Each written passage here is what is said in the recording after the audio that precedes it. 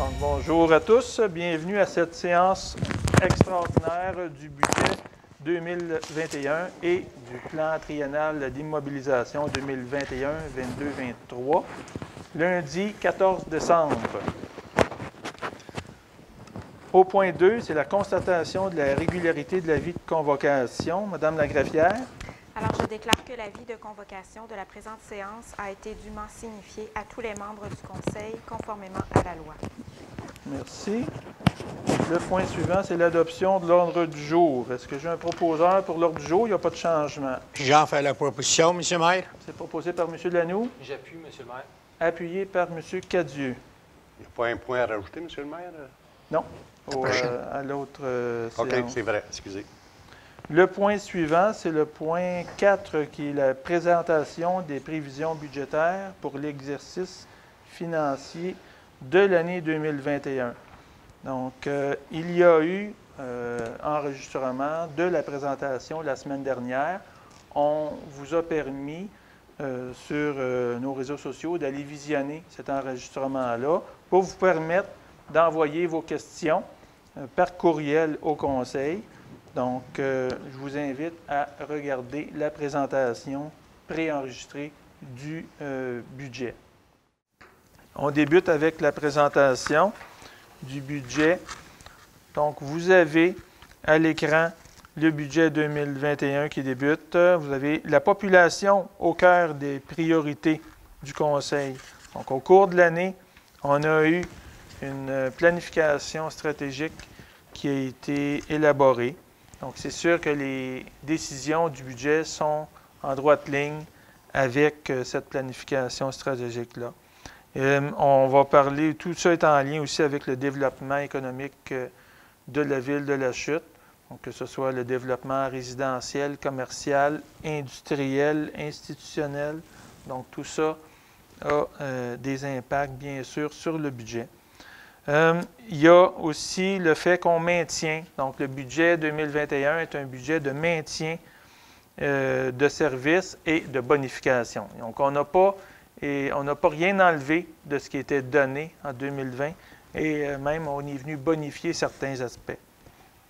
La ville est en bonne santé financière, donc c'est intéressant. Ça a été un budget qui a été intéressant à faire. On a du développement qui vient permettre un budget qui est rassurant pour les citoyens et les citoyennes. Donc, bien sûr, si on regarde la prochaine page, le contexte actuel entourant la pandémie représente un enjeu qui est prioritaire. Tout a été pensé en fonction de ça, bien sûr. On se doit de le faire. Ça va être encore présent avec nous pendant plusieurs mois de 2021. Ça l'a été pour une bonne partie de 2020, mais ça le sera également. Donc, on se doit d'en tenir compte dans l'adoption des budgets pour l'an prochain. Par la suite, on est à la page 5, le Conseil qui désire supporter le développement actuel. Pour ce faire, il va quand même avoir de l'investissement massif au cours dans les infrastructures pour les prochaines années. Toutefois, c'est quand même un investissement qui est organisé et qui est planifié. Ça, c'est important. Et des fois, on a des investissements à faire qu'on n'a pas le choix de faire. C'est pour permettre justement ce nouveau développement-là. Par la suite, à la page 6, on parle de notre planification stratégique. Donc, on vient faire le lien avec la planification stratégique qui a été adoptée en 2020. On vient faire le lien ici avec certains projets particuliers qui sont en surplus des activités qu'on pourrait dire courantes, des activités normales qui étaient déjà en place en 2020. Donc, on y va ici en vous donnant des exemples bien précis de projets spécifiques. Donc, l'un de ces objets-là, de ces objectifs-là, c'est de mobiliser les employés en accentuant la communication interne et en adoptant une culture apprenante de performance, un montant de 64 000 qui est budgété. Après ça, on est là, bien sûr, pour accompagner, encadrer, outiller les promoteurs pour le développement de la ville. Bien, ça veut dire quand même avoir des bons outils urbanistiques. On a à préparer aussi le traitement des eaux usées en lien avec ce développement-là. Il faut penser à l'organisation, à la planification des routes pour être prêt à l'augmentation de la population. Donc, on prévoit quand même avoir plusieurs citoyens. On a quelques centaines de nouveaux résidents au cours des dernières années, de façon subséquente. Mais les prochaines années seront autant, sinon plus, importantes au niveau de la population, de l'augmentation de la population. Donc, il faut bien le gérer et on a des besoins en lien avec le développement économique, bien sûr. On a, même si ici, on n'a pas un taux de chômage qui est très bas dans la région, les commerces ont besoin ont besoin criant d'employés. Donc, les commerces recherchent des employés, ont peu de curriculum vitae qui leur sont acheminés. Donc, on a besoin d'aller chercher, d'être attractif. Donc, on a une image de marque, on a tout ça. On a des beaux développements, des beaux endroits à demeurer maintenant. Il faut attirer ces gens-là parce qu'on a besoin également pour nos commerces. Donc, tout est en lien l'un avec l'autre. On parle ici après de faciliter la tenue d'activités en lien avec les saines habitudes de vie. Le 15 000 $, mais celui-là, c'est les sentiers au club de golf de la Chute. Donc, on vient tout juste, on a adopté ça à notre séance du 7 décembre dernier. Donc, ça va être intéressant là, d'aller voir, de marcher le 3,5 km ou d'aller prendre le sentier de raquettes de 15 km aussi au club de golf. Une belle collaboration avec le club de golf, une belle activité à faire en plein air, en famille, avec notre chien.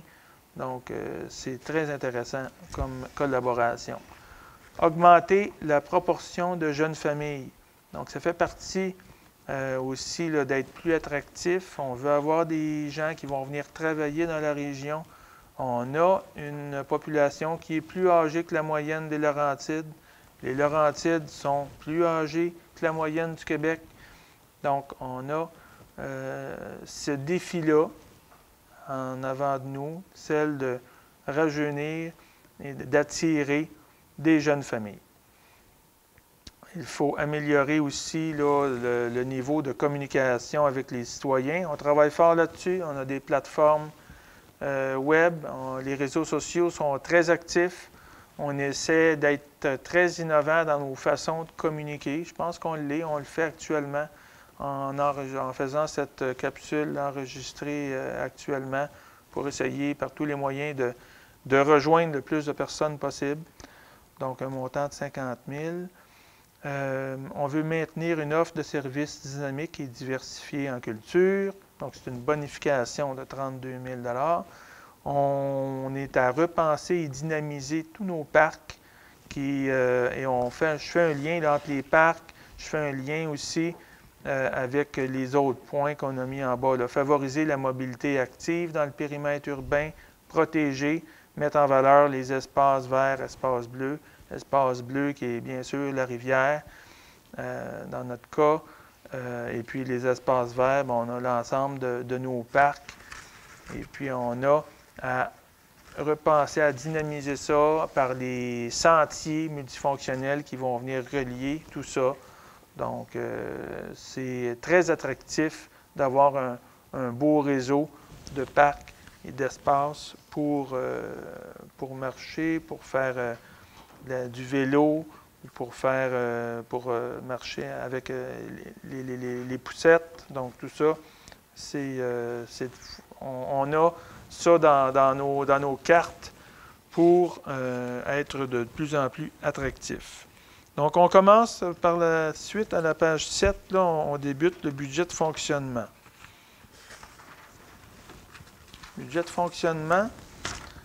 Donc, on a pour le budget 2021 une hausse de la richesse foncière imposable de 43 millions.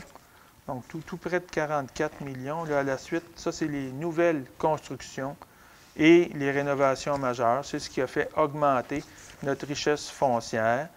Donc, ça se traduit par des revenus de taxes supplémentaires d'environ 534 000. Donc, ça, c'est le développement, que ce soit du développement résidentiel, commercial, industriel. Donc, ça, c'est le développement qui amène ces revenus-là supplémentaires à la Ville. Les revenus additionnels de 637 700 provenant du gouvernement du Québec.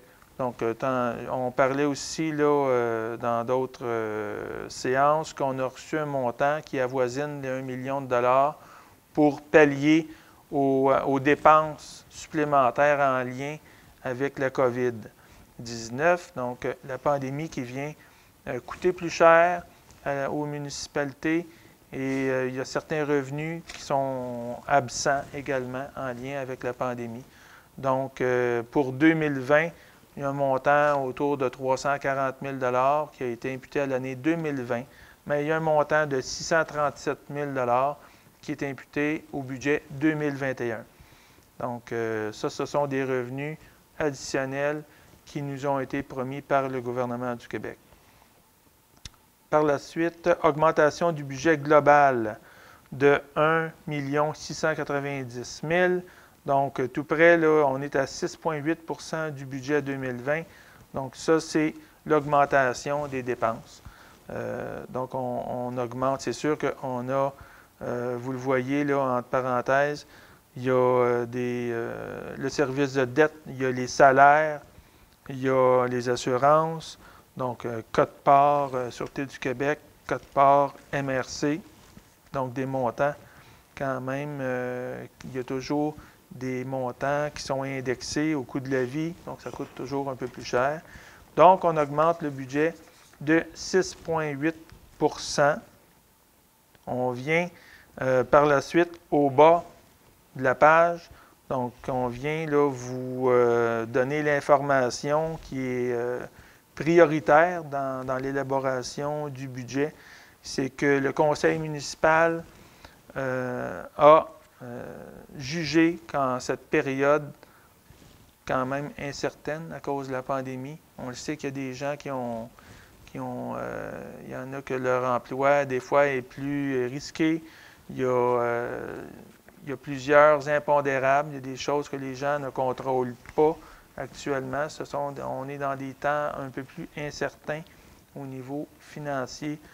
Donc, on vient quand même permettre aux gens, la décision est de permettre un gel du compte de taxes.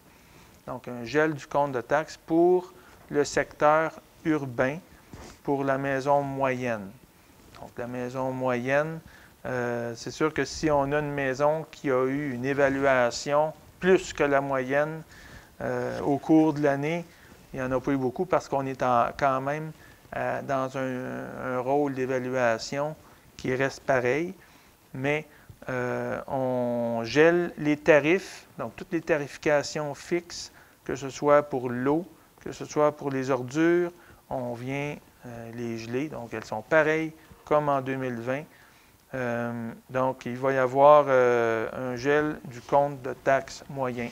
Quand on dit, on a deux éléments qui viennent nous donner le compte de taxes, le montant total, on a un taux multiplié par l'évaluation. Donc, si l'évaluation change, bien, nous autres, ce qu'on veut, c'est que quand on a la moyenne, on vient dire, bien, pour le secteur urbain qui représente 80 % des bâtisses dans la ville, donc de notre richesse foncière, on vient dire comme orientation, on est capable d'arriver avec un gel du compte de taxes. Donc, les taux peuvent varier un peu, mais ce qu'on désire, ce qui est important, c'est le compte de taxes. Ce n'est pas nécessairement le taux, parce que le taux, lui, il vient multiplier avec le facteur de la valeur d'évaluation du bâtiment. Et de cette façon-là, on est capable de dire aux gens qui demeurent. Donc, c'est sûr qu'il y a un impact si on prend cette orientation-là. L'orientation première, c'est celle-là. Donc, pour le secteur urbain, on a un compte de taxes qui est gelé. Maintenant, après ça, il y a quand même j'appelle ça des mathématiques, là. Donc, c'est un effet domino sur les autres. On verra un peu plus loin, il va y avoir des effets sur les autres qui sont très mineurs. Donc, ça arrive presque à zéro. Donc, c'est très, très mineur comme changement pour l'ensemble des secteurs. On va les voir plus en détail dans les autres pages. Par la suite, à la page 10, on vient ici, là, on a un peu l'ensemble, on a une vision d'ensemble de la provenance des revenus. Donc, on a des taxes, là, bien sûr. Les taxes qui sont payées par les contribuables représentent 72 % des revenus de la Ville. Par la suite, on a 8 % ça, c'est les tarifications, les services rendus. Donc, tout ce qui est au loisir, que ce soit les ententes industrielles de traitement des eaux usées, que ce soit ceux qui ont des compteurs d'eau. Donc, ça rentre dans ce secteur-là. Donc, ça vous permet de voir, là, d'avoir une vue globale de la provenance des revenus. À la page suivante, le compte de taxes. On vient un peu décortiquer le compte de taxes 2021. En lien avec, souvent, là, on fait le lien avec les différents. On a le secteur urbain, résidentiel urbain, résidentiel rural. Donc, vous avez la valeur moyenne d'une résidence qui se situe à 200 500 $. Vous avez la charge fiscale moyenne pour le secteur urbain qui est de 2 376 $. Et pour le rural, on est à 1 738. Pourquoi? Bien, c'est parce qu'il y a moins de services également, pas d'aqueduc, pas d'égout. Donc, la variation du compte de taxes pour le secteur urbain, c'est 0. Donc, c'est tel qu'il était la volonté du Conseil, selon les chiffres qui nous étaient amenés lors des séances de travail du Conseil. Par la suite, par un effet, il y a un effet domino, là, il y a un effet boomerang, là, qu'on pourrait dire, là, sur le secteur rural. Pourquoi? Parce qu'actuellement, le développement en périmètre urbain à la ville de La Chute est beaucoup supérieur au développement dans le secteur rural, ce qui fait qu'il y a une augmentation de la répartition de la taxe foncière qui est plus grande dans le secteur urbain, ce qui fait que ça vient un peu désavantager le secteur rural en lien avec le secteur urbain. Donc, c'est pour ça que lorsqu'on vient dire, on vient mettre 80 % du secteur urbain à zéro, il n'y a pas c'est pas les mêmes dettes. Donc, il y a des dettes qui sont au secteur rural, il y a des dettes qui sont attribuables au secteur urbain. Et lorsqu'on vient augmenter et élargir l'assiette fiscale de l'un des deux, mais ça vient avoir un impact sur l'autre. Vous voyez, pour les 6 logements et plus, la variation du compte, elle est de 0. Donc, gel du compte de taxes. Pour les immeubles non résidentiels, ça, c'est les immeubles commerciaux. Donc, là aussi, il y a un jeu, il y a des braquettes à respecter, il y a des calculs mathématiques où on est pris à respecter ces calculs-là. Donc, ça arrive à 4 $ de différence pour les immeubles non résidentiels. Donc, l'objectif, c'était d'être le plus près de 0. Donc, on arrive à ça, c'est tout près. Donc, on parle là, de la charge fiscale là, sur un compte de taxes qui était l'an passé de 11 215, mais il passe à 11 219. Ça, c'est le compte moyen. Les immeubles industriels, donc, eux, sont à un gel du compte de taxes également. Les terrains vagues desservis, on les gèle aussi. Et les exploitations agricoles, un gel de taxes également.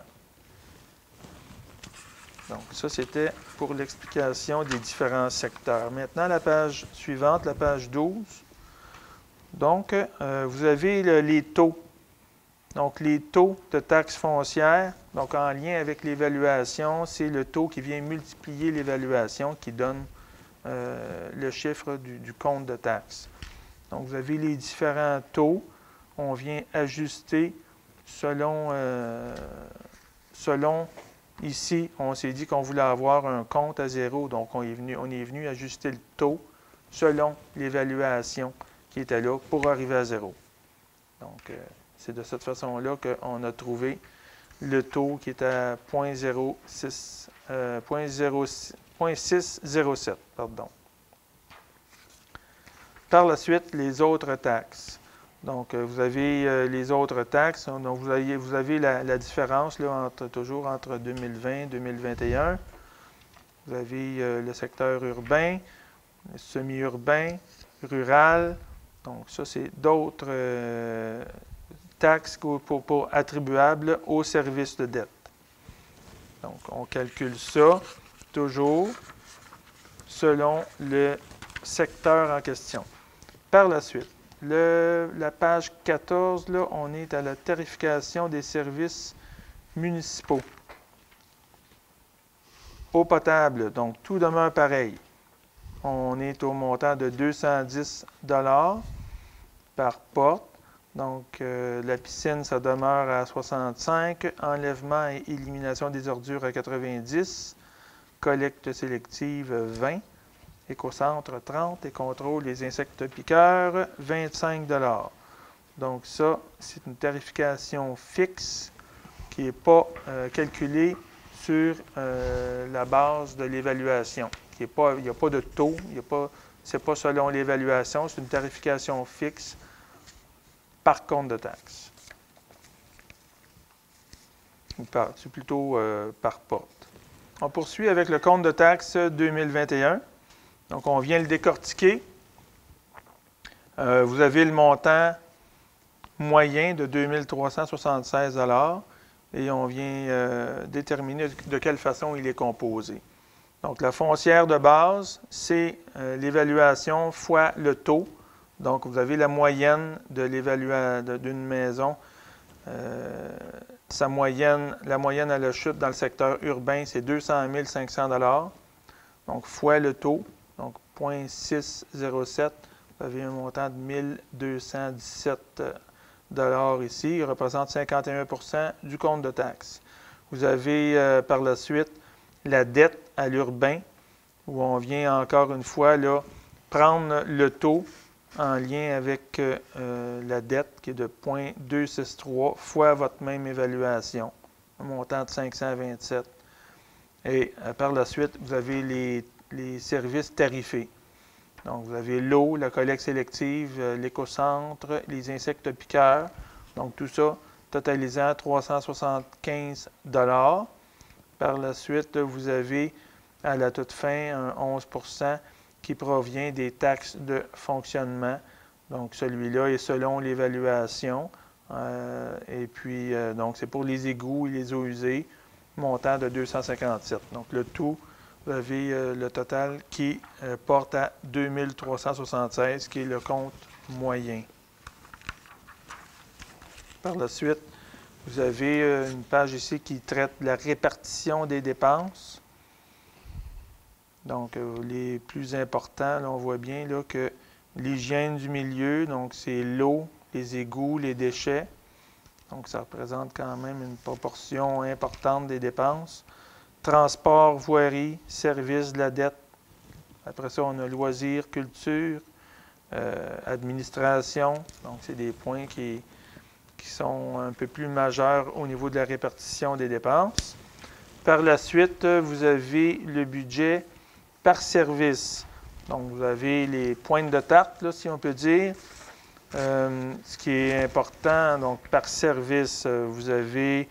c'est une autre façon de de les décortiquer. L'hygiène du milieu, donc tout près de 20 pour l'hygiène du milieu.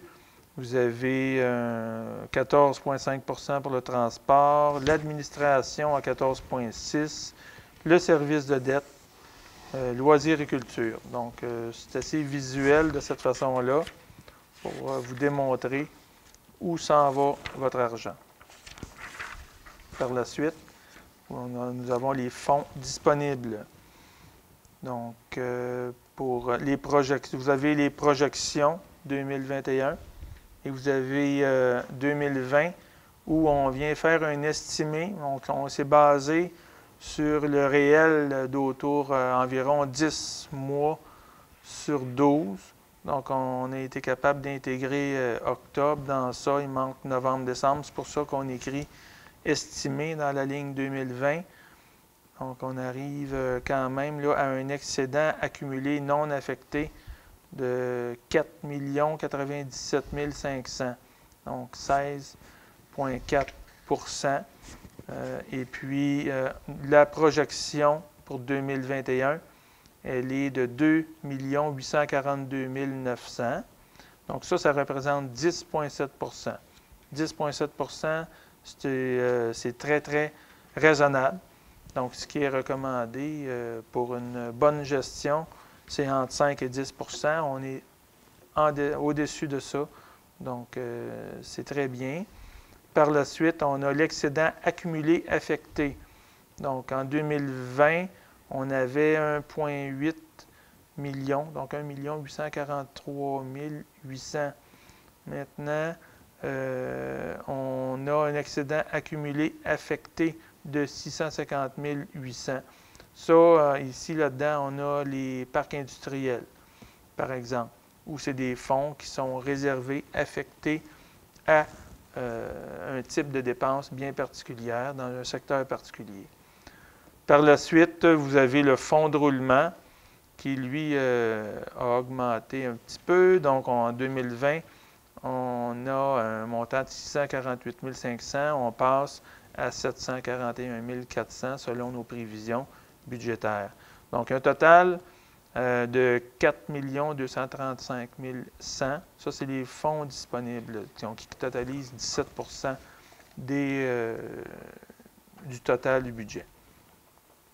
Donc, par la suite, on a, dans une moindre mesure, là, on a ici identifié 2 autres fonds, donc, où eux, ils ont quand même des particularités où on se doit de dépenser cet argent-là directement dans ça également. Donc, ils sont identifiés de façon distincte où on vient vous le signaler. Là, ils sont identiques à l'an passé. Donc, fonds de parcs et terrains de jeu, 33 694 et fonds en lien avec les redevances carrières sablières. Donc, un fonds qui est géré par la MRC et les remises sont faites à la Ville selon les quantités qui sont extraites de nos carrières sablières sur le territoire de la Ville.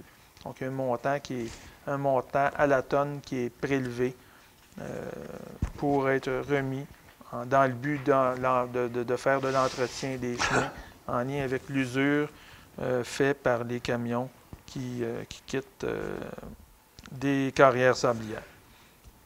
Donc ça fait l'état des fonds disponibles. Maintenant, on va aller vers le budget d'investissement. Donc, on disait tantôt qu'on avait des montants quand même assez importants au niveau du programme triennal d'immobilisation, le PTI, qu'on appelle. Donc, 2021, 22, 23. Donc, toujours, on se doit de le faire pour les 3 prochaines années. Quand on parle ici du total qui va être dépensé, quand on parle ce qui est les immobilisations, bien, ce sont les routes, ce sont toutes les dépenses qui sont immobilisables. Donc, on a en 2021 31 226 600. Donc, quand on parle à la charge de la Ville, ça veut dire qu'on va chercher des subventions. Donc, pour l'année 2021, ce qui est prévu, c'est un total de 31 millions. 226 000, mais de ça, on enlève un montant avoisinant 15 millions de subventions pour arriver à une dépense de 16 millions et demi qui est à la charge de la Ville. Ça, c'est si on réalise tous les travaux et toutes les dépenses qui sont projetées. 2022, on parle là d'un budget dans le programme de triennal de 17 837 000 $ et la portion à la charge de la Ville, elle serait de 10 844 600. Pour le 2023, donc on parle d'un PTI de 14 449 500. La portion à la charge de la Ville serait de 10 341 200. Donc, vous voyez les totaux de ces 3 années-là. Donc, ça représente pour 2021 26 acquisitions de matériel. Donc, le matériel roulant est inclus dans ça. 49 projets d'infrastructure. Donc, c'est majeur. Et puis, vous voyez la note au bas où on voit que plus de 40 % des investissements à venir seront financés par des tiers. Donc, que ce soit par l'obtention de subventions, comme je vous le mentionnais, mais également aussi par la participation financière des promoteurs. Donc, les promoteurs, maintenant, depuis quelques années, on a des ententes, on appelle les ententes 100% promoteurs. Donc, lorsque les promoteurs résidentiels, par exemple, arrivent avec un projet, c'est eux qui payent les infrastructures, c'est eux qui payent les luminaires, tout, les bordures, l'asphalte. Donc, tout est payé par le promoteur et il remet par la suite la rue à la Ville. Donc, ça, c'est quand même intéressant. Et par la suite, les promoteurs, ils vont charger le prix du terrain en conséquence de ce que ça leur a coûté. On poursuit avec les principaux investissements pour 2021. Donc, la première portion, on est dans le maintien des infrastructures en milieu urbain. Donc, un montant de 7 547 000. On parle des rues Georges et Evelina, des rues Laurier-Dupré, boulevard Tessier, rue Fern, bien ça, c'est la petite part qui reste à faire. Donc, la majeure partie de ces travaux-là ont été faits en 2020. On parle de la rue des Colibris et des Hirondelles. On parle d'un programme de planage au niveau des artères collectrices. Programme de traverse sécurisé également. Donc, tout ça pour l'an 2021. Par la suite, on poursuit avec le maintien des infrastructures en milieu rural. Donc, le chemin Lorrain, donc le chemin qui était quand même très emprunté, qui a été endommagé aussi l'an passé par les inondations. Donc, c'est un chemin qui va être refait. Il y a des ponceaux qui sont à changer également. On parle d'un montant de 2 234 100 $. Donc, ça, c'est toujours des montants qui sont bruts de subvention. Donc, on va déduire de ça des montants de subvention. Par exemple, le montant pour le chemin Lorrain, on a une subvention autour de 1 million pour ce chemin-là, pour ce projet-là. Donc, ça, c'est le montant, quand même, on vous présente le montant total de l'investissement. Par la suite, on a un montant de 5 560 000 pour des nouvelles rues en développement. On parle ici, là, bien sûr, des rues de Lorraine, avenue de Lorraine et rue Baron. C'est là qu'on va avoir quand même du développement de haute densité à la chute. Et puis, ça va être un secteur qui va être hyper intéressant.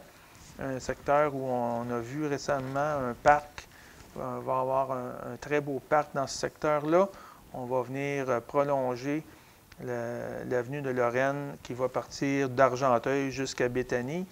Et puis, il y a la rue Baron et Mary qui vont venir se greffer à ce développement-là aussi, qui vont aller vers le sud pour aller chercher les autres rues. Donc, tout ce développement-là est bien organisé, bien planifié. C'est en train de se finaliser et ça va débuter en 2021.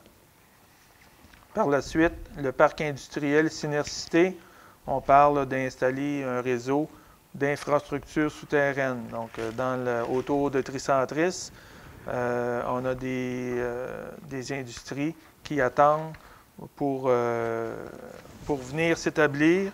Donc, on a un parc industriel qui va tourner autour des matières recyclées, où on a le flux des matières recyclées qui vont venir influer et qui vont venir faire en sorte qu'on va pouvoir attirer d'autres entreprises dans le domaine du recyclage, étant donné qu'on a déjà Tricentris qui est en place, on a déjà une base de matières premières qui est déjà en place.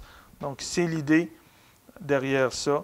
Donc, ça aussi, on en a une. On avait annoncé l'entreprise ARV2 qui traite le verre qui est déjà récupéré dans les centres de tri. Et eux, ils font de la silice précipitée. Donc, on est dans la haute technologie pour prendre. Donc, on vient créer quand même une valeur ajoutée qui est super intéressante avec ce projet-là, qui serait probablement le premier à se construire dans le parc industriel Synercité. Donc, c'est des projets qui sont hyper innovants également. On va à l'autre page. Les investissements pour 2021. Donc, on a des véhicules et des équipements, bien sûr. Donc, on a un véhicule autopompe aux incendies. On a un camion 10 roues, travaux publics. Tracteur et équipements multitâches pour les travaux publics et 2 camionnettes pour les travaux publics. Un montant de 1 644 000 $. Par la suite, les aménagements des espaces verts et bleus, donc nos parcs, les espaces près de la rivière, aménagement des parcs, des sentiers multifonctionnels, réseau cyclable, le parc dans le secteur La Lorraine, tel que je vous le mentionnais. La nouvelle bibliothèque, donc on va y aller en 2021 avec, on avait dit qu'on reportait le contrat général, mais on va y aller quand même, il y a certains volets du devis général qu'on va retirer et qu'on va donner en 2021, qui est plus facile à faire de façon détachée du contrat global. On parle de la toiture et des fenêtres pour un montant de 600 000 $. Donc, tout n'arrête pas pour autant. Donc, on poursuit quand même pour ne pas perdre de temps. Donc, on vient sortir ces 2 volets-là du contrat global pour les donner en 2021. Par la suite, on parle d'un ajout également. Ça débute bientôt. Ça débute au début de l'année 2021 où on va débuter les travaux pour le traitement, pour le manganèse, la dureté, le fer. Donc, c'est un ajout qu'on vient faire à notre usine d'eau potable sur le chemin de Nané pour un montant de 3,5 millions de $. Donc, ça, c'est intéressant aussi. Ça fait quand même longtemps qu'on en parle. On a été chercher une subvention intéressante qui est assez élevée dans ce cas-là, on est plus proche de 70 % dans le cas de ce projet-là. Donc, c'est très intéressant. On a été chercher les certificats d'autorisation. Donc, tout est en place pour le début de cette construction-là. On va venir rajouter un bassin à côté du bâtiment existant. Il n'y a pas de nouveau bâtiment qui sera construit, mais on va être en mesure d'enlever une grande portion du fer et du manganèse dans notre réseau. C'est sûr que ce ne sera pas une baguette magique non plus, ça va se faire de façon graduelle parce que le fer et le manganèse restent collés sur les parois dans notre réseau. On n'est pas à l'abri que lorsqu'on aura des grands coups d'eau, ça se pourrait qu'il y ait encore graduellement de la coloration dans certains secteurs, mais en temps normal, ça voudra dire qu'en temps normal, si il n'y a pas dans des consommations raisonnables, même des consommations estivales qui sont plus grandes que la moyenne, il n'y aura pas de coloration d'eau avec cet ajout-là. Donc, c'est sûr, là, on parle que lorsqu'il y a un incendie, lorsqu'il y a un grand bris d'aqueduc sur une conduite principale, on ne sera pas à l'abri de certaines colorations parce que notre réseau a l'âge qu'il a, mais on va venir régler une très grande portion des problématiques en lien avec la coloration d'eau avec cet investissement-là qui va débuter en janvier 2021, qui devrait être final au mois d'août 2021. Donc, fonctionnel. Et par la suite, bien, c'est sûr que là, on va en amont traiter et enlever autour de 90 % du fer et du manganèse présents dans l'eau.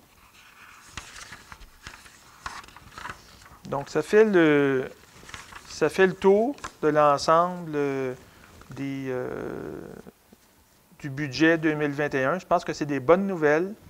Les membres du Conseil sont heureux de vous annoncer ce beau budget-là pour l'année 2021. Un budget qui va permettre aux gens de souffler un peu.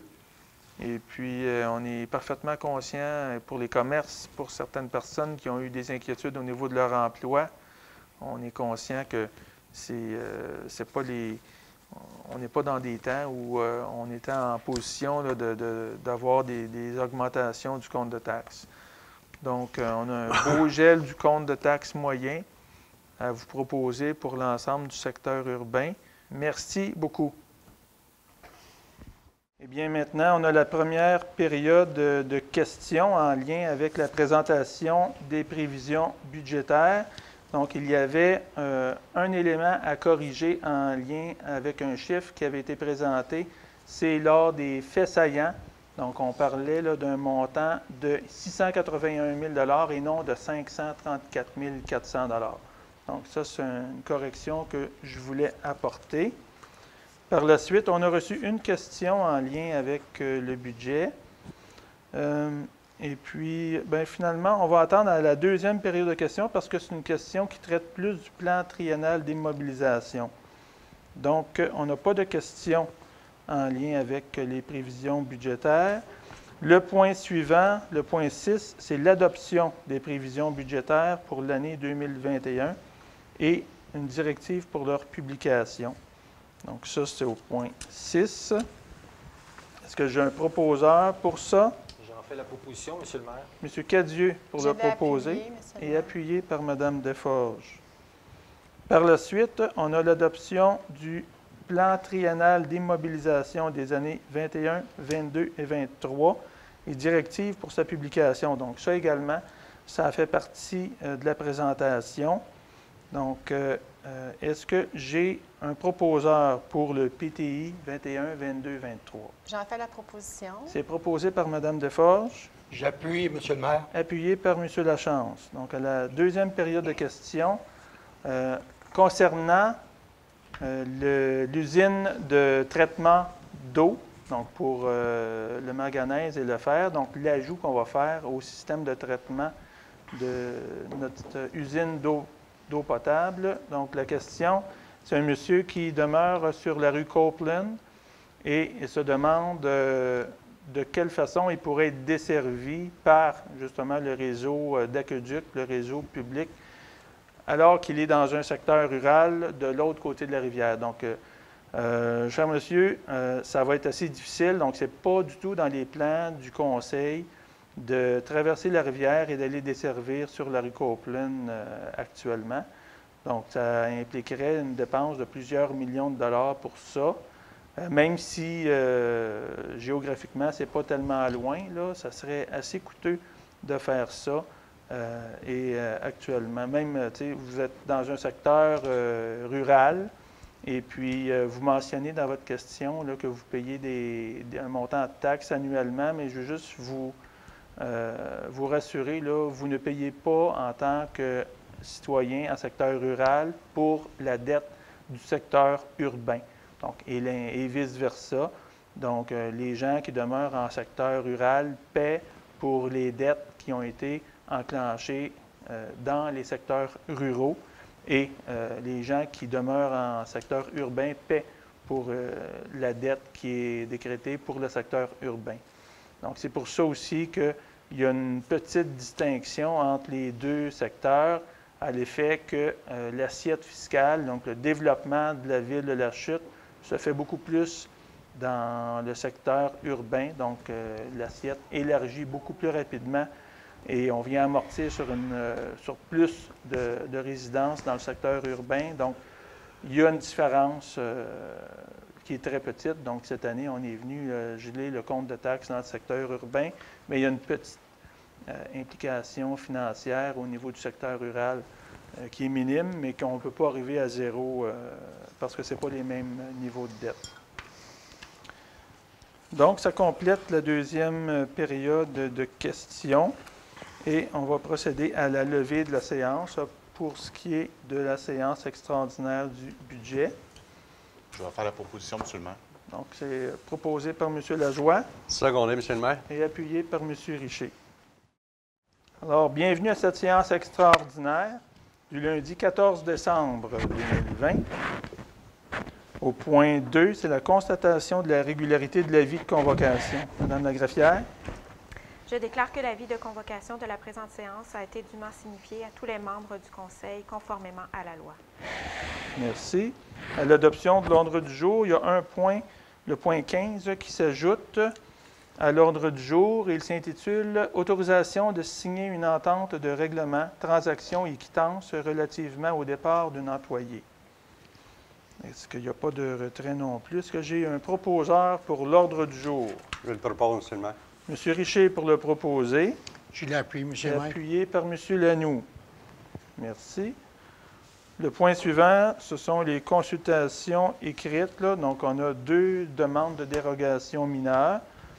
Le 4.1, c'est pour le lot 5 829 143 du cadastre du Québec. C'est sur la rue Saint-Jean, dans la zone IC-200.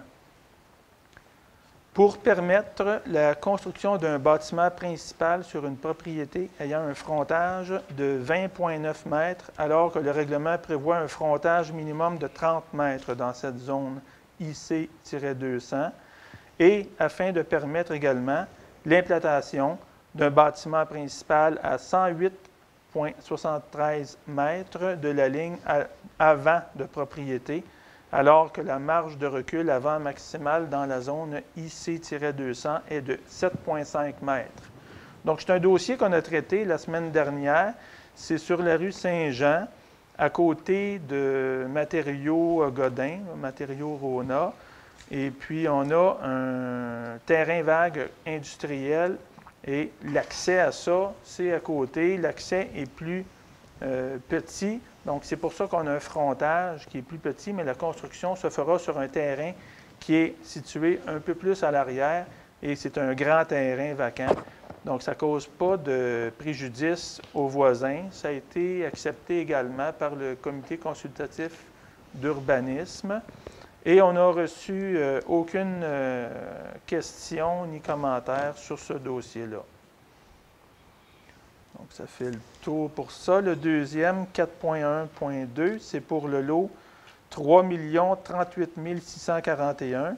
C'est le 456 rue principale dans la zone CV-310, afin de permettre la construction d'un bâtiment principal d'une hauteur de 10,82 mètres, alors que la hauteur minimale d'un bâtiment principal dans cette zone est de 12 mètres. Donc, c'est le bâtiment qui a été démoli récemment, qui est qui a un début de construction à côté du bistrot L'Infusion sur la rue principale. Donc, il va y avoir des bureaux dans ce bâtiment-là, un bâtiment de 3 étages. Et puis, ça ne cause pas de problème. On est venu s'arrimer aux autres bâtiments existants à côté pour ne pas que ça soit trop décousu et que ça soit correct au niveau plus du look.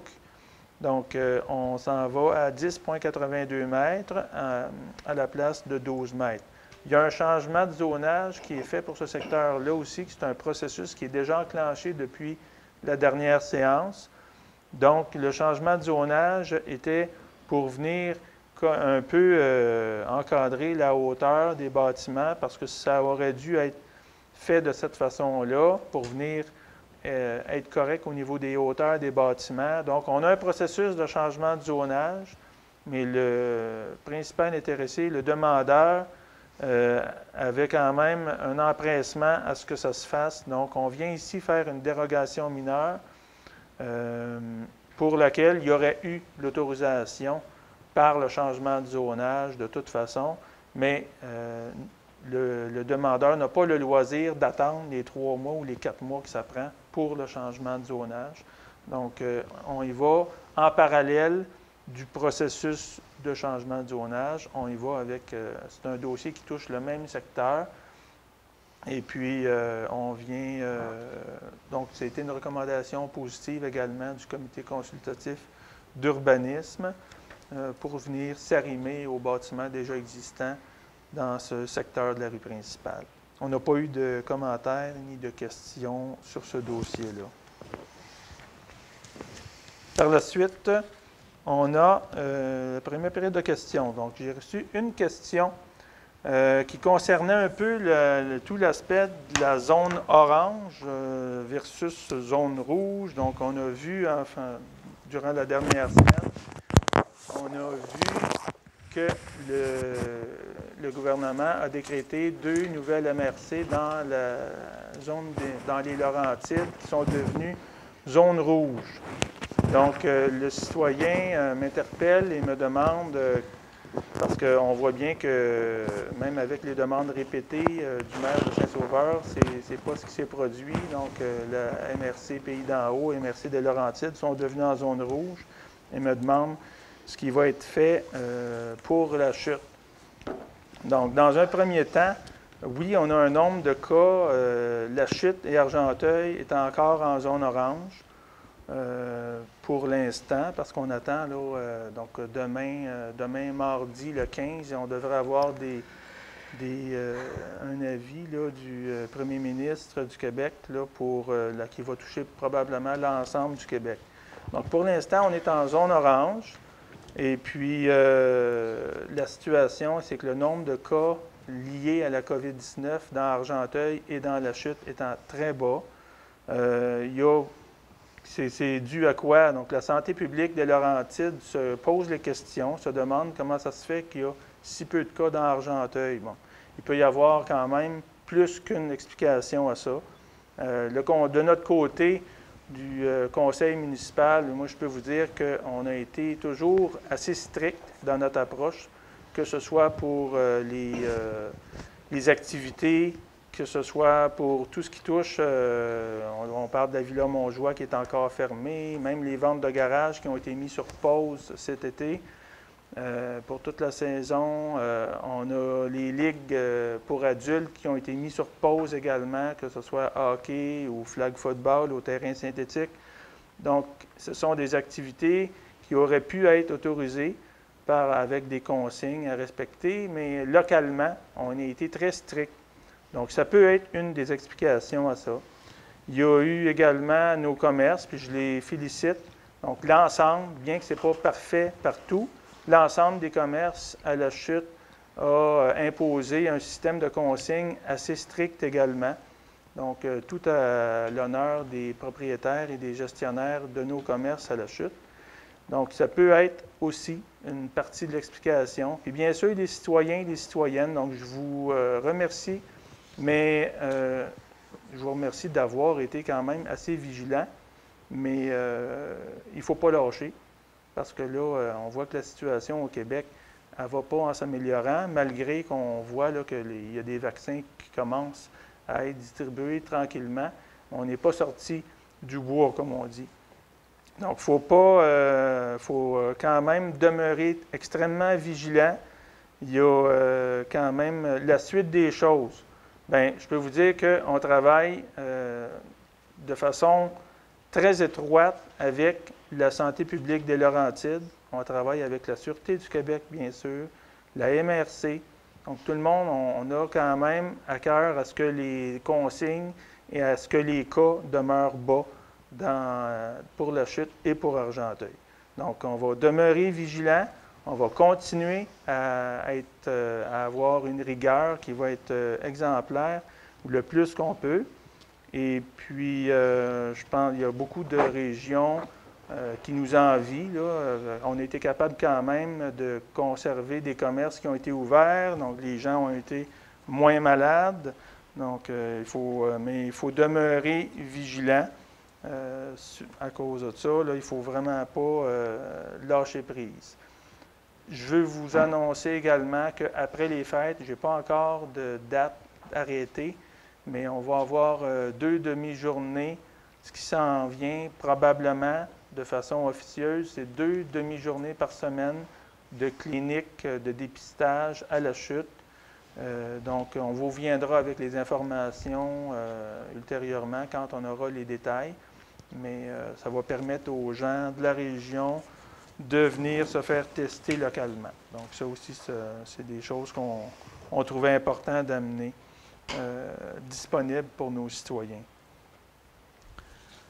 Par la suite, au point 6, c'est le dépôt du formulaire de déclaration des intérêts pécuniaires de M. Cadieux. Donc, c'est un dépôt. Madame Lagraffière, j'accuse réception au nom du Conseil du formulaire de M. Patrick Cadieux. Merci. Le point suivant, le point 7, c'est un échange de terrain entre la Ville de La Chute et M. Benjamin Hammond et la compagnie 9165-4632 Québec Incorporé dans le secteur du prolongement de l'avenue de Lorraine. Et on a l'abrogation de la résolution 384-11-2020. Donc, en gros, c'est la même résolution. On vient abroger la résolution, mais on en refait une concernant un échange de terrain concernant le développement, le prolongement de la Lorraine. Donc, on vient inclure le nom de M. Hammond à la place du nom Groupe Argenteuil Incorporé qui avait été dans la première résolution. J'en fais la proposition, M. le maire. Proposé par M. Lanoux. J'appuie, M. le maire. Donc, et appuyé par M. Cadieux. Le point suivant, c'est un contrat de soutien aux logiciels, progiciels et applications pour l'année 2021. Donc, on parle ici d'un montant de 81 193 taxes en su à la compagnie PG Solutions de Boisbriand. J'en fais la proposition, M. le maire. C'est proposé par M. Cadieux. Je seconde. Appuyé par Mme Desforges. Le point suivant, le 9. Donc, les points 9, 10, 11 et 12, ce sont des règlements qui font suite à l'adoption du budget pour nous permettre d'aller faire la taxation et d'envoyer les comptes de taxes en 2021. Donc, au point 9, c'est un règlement pourvoyant à l'imposition des taxes sur les propriétés immobilières et à l'imposition de compensation pour la fourniture de services municipaux pour les fins de l'exercice financier 2021. À 9.1, on a l'avis de motion. Je donne l'avis de motion. Madame Desforges pour donner l'avis de motion. Et à 9.2, c'est le dépôt du projet de règlement. Donnez le dépôt, M. le maire. Donc, M. Lachance pour proposer. Juste une personne pour ça? Parfait, c'est M. Lachance. Pour vous mentionner que le Conseil a décidé, vous savez, on avait, dans le contexte de COVID-19, mis une pause sur les intérêts chargés pour tout compte en souffrance, que ce soit compte de taxes, tarification, compensation, donc tout arrérage. Il y avait un pourcentage d'intérêt égal à 0 % qui avait été décidé par le conseil municipal à partir du moment où la pandémie a débuté jusqu'au 31 décembre 2020. Donc, on a pris la décision de laisser le mois de janvier. Donc, on vous laisse le mois de janvier, on vous donne le temps de venir régler les comptes de l'année 2020. Donc, un mois supplémentaire. Et on vous annonce là, que dès le 1er février, on reviendra à la normale avec un taux d'intérêt de 15 % tel qu'on a habituellement. Donc, on va également faire de l'information sur nos réseaux sociaux à cet effet.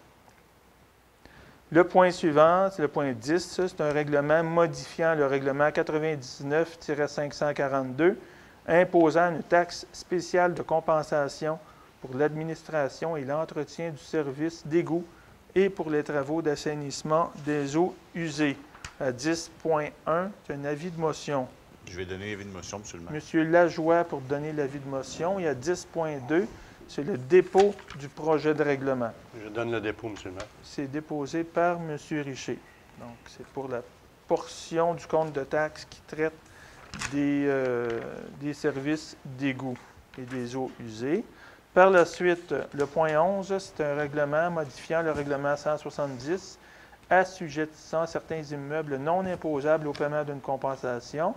Donc, on a des immeubles pour des enlieux de taxes, entre autres, des tarifications fixes également. Donc, à 11.1, avis de motion. Je donne l'avis de motion, Monsieur le maire. Monsieur Lanoux pour donner l'avis de motion. Et à 11.2, le dépôt d'un projet de règlement. Je vais donner le dépôt, Monsieur le maire. C'est déposé par M. Cadieux. Merci. 12 maintenant. Règlement modifiant le règlement 2010-720, établissant des tarifs applicables à divers fournis en matière de loisirs. Donc, il y a eu on a gardé quand même les prix existants pour l'ensemble des tarifications au niveau des loisirs pour l'année 2021. Il y a de très petits ajustements pour les services qui sont ajoutés. Donc, c'est pour ça on se doit de modifier ce règlement-là.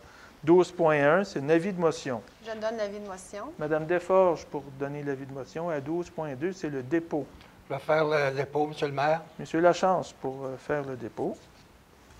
Le point suivant, c'est l'approbation d'honoraires additionnels pour des services d'entretien ménager des bâtiments municipaux. Donc, en lien avec la COVID-19, on se doit d'avoir de la conciergerie qui passe l'entretien ménager de façon beaucoup plus fréquente.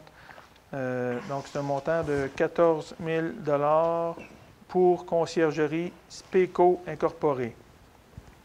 Est-ce que j'ai un proposeur pour ça? Je vais en faire la proposition, Monsieur le maire. C'est proposé par M. Lajoie Secondé, Monsieur le maire. et appuyé par M. Richer. Le point suivant, 14, c'est une autorisation pour la tenue d'un événement Rallycross Casdi les 9 et 10 janvier prochains. Donc, on vient prêter les terrains où on a la neige usée de la ville.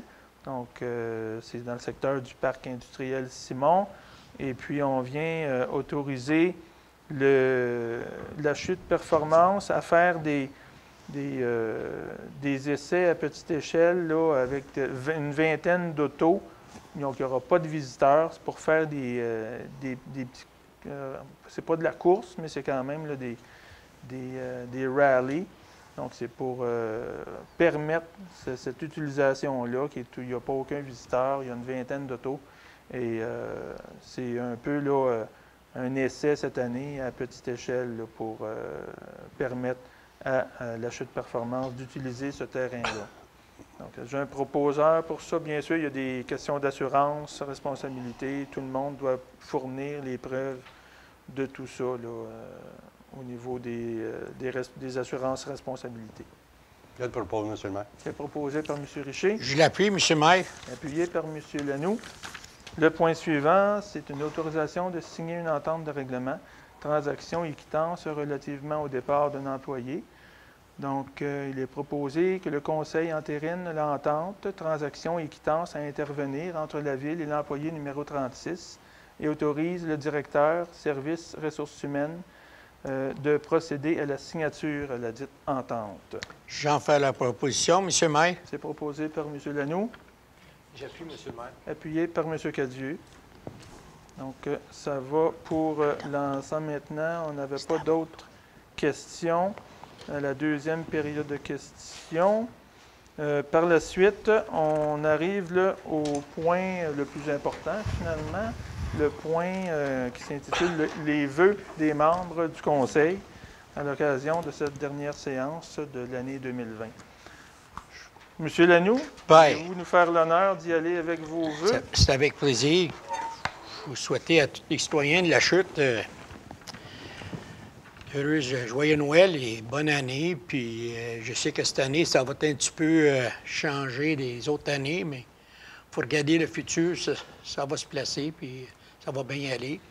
À tous les employés de la ville aussi, joyeux Noël, puis bonne année. Monsieur Cadieux? Je vais y aller simplement en cette année bizarre ou non traditionnelle. Donc, je vous souhaite joyeuses fêtes à tous et puis bonne année. Prenez soin de vous surtout.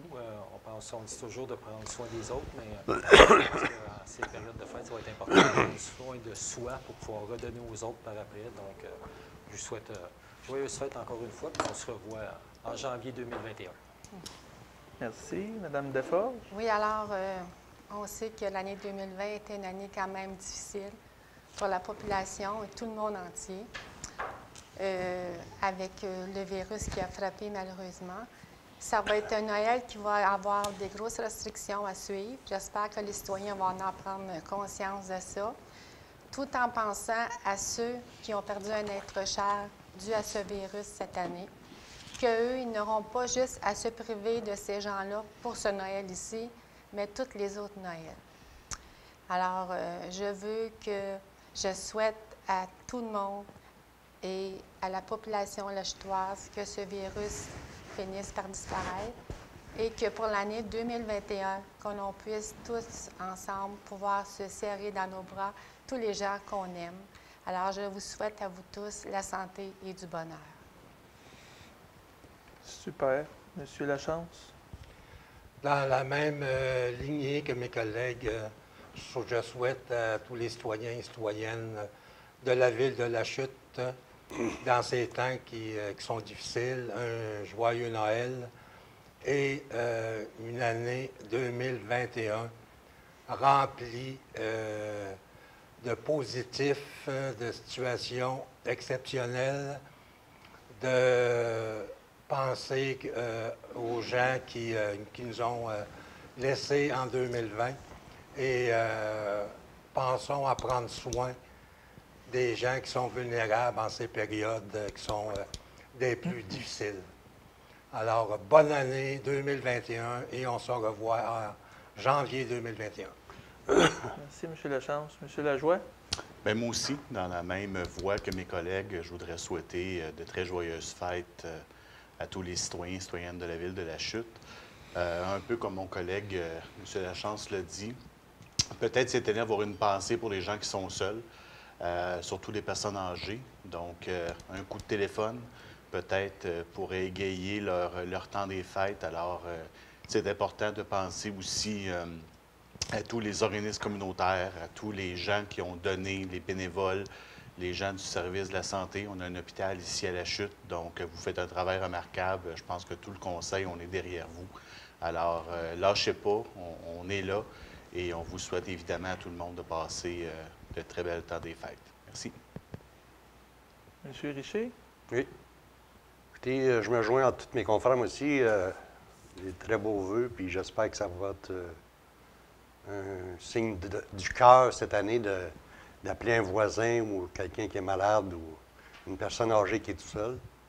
Mais je tiens à souhaiter un joyeux Noël à tout le personnel de la ville de La Chute, spécialement nos cols bleus, nos cols blancs. Nos cols bleus qui vont peut-être avoir à travailler durant l'hiver, le temps des fêtes. Je tiens à féliciter aussi tous les cadres de la ville de La Chute pour le budget qu'on vient d'exécuter. Un gel de taxes, moi je pense que c'est un effort qui est fait globalement sans couper les services. Je vous souhaite un joyeux Noël puis passer une belle année. Donc, je vais terminer avec beaucoup de belles choses ont été dites par les membres du conseil. Donc, c'est sûr que je vous souhaite un joyeux Noël, une bonne année. Je souhaite la santé, bien sûr, le bonheur. Dans une année tout à fait particulière, on va se souhaiter je pense que ça va être mieux en 2021. On va être en mesure probablement là, de profiter un peu plus là, de l'ensemble des équipements. On essaie d'être créatif, mais je vais peut-être terminer pour vous lancer un petit message, là, comme je fais habituellement, mais je fais habituellement pour vous suggérer de prendre l'air, et puis je pense que c'est bon pour le moral. On en a besoin par les temps qui courent. On a des belles choses à vous proposer. On a une belle entente. On a annoncé ça la semaine dernière avec le club de golf. Donc, c'est une place qui est très intéressante à aller prendre une belle marche. Toute la famille, c'est bon pour tout le monde. Amener votre animal de compagnie également. Donc, je pense que de le faire de cette façon-là, de profiter de ce qu'on a de possibilités, ça va être, je pense que c'est bien de le faire de cette façon-là. Donc, pensez à vous, et puis on garde le moral, puis ça s'en vient. On tire très bien notre épingle du jeu à la chute, dans le contexte, mais puis ça s'en vient très rapidement. Là. Donc, on ne lâche pas. Joyeux Noël et bonne année.